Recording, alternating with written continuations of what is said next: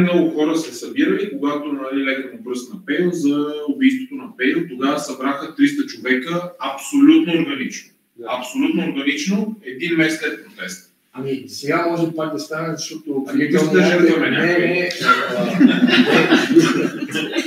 Воля обясни Пейо, отвикал някакви готов и просто скоро ще се разрасне пак. Имаш предвид, че ще се върна. Така че ще се наложи пак да се прави нещо около него и може да се комбинира. Кога се очаква? Той е готов, внесен е.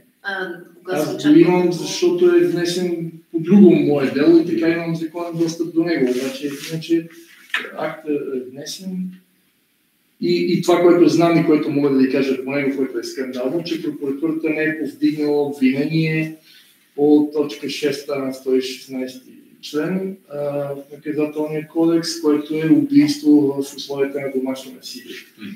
За което то се изисква да бъде само съпруг и няма нищо за доказане. Аз не мога да разбера и това е скандалното, прокуратурата, защото не е повдигнала такова обвинение. Не искам да го разтравявам, защото все пак това си е работа на близки. Има липсва си стабилността, т.е. трябва 3 пъти да го убият подред. Не. Добре, дайте, това е много интересна новината, но аз ще вкарам плана, аз ще съм тук вашия коректор, защото видим, че няма да... Правилно, да, няма и думата. Така да. Преди време бяхме, ако се върнем към това, което французите правиха, тази идея с крановете, някакви такива индивидуални акции, които могат да съберат медиа интерес.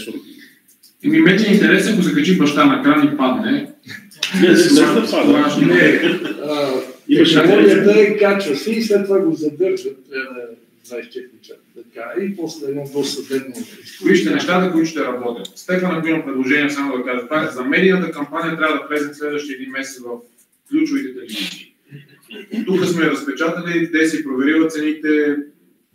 Де си качете ги те в групата или някъде тези файлове, които са те разпечатаните неща, да ги видим. Или ми ги пратете налично, за да мога да ги погледна, защото така...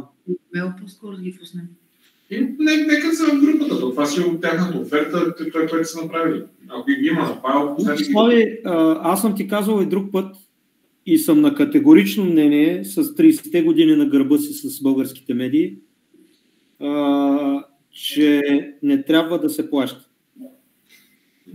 Ти си започнал да го правиш, разбирам те, разбирам по какъв път си вървял, но смятам, че сме достигнали, знаеш и ние направихме организация, и вие сте до нас, имаме още неща, които правим по-отделно и заедно и в един момент трябва да избутаме думичката кауза напред.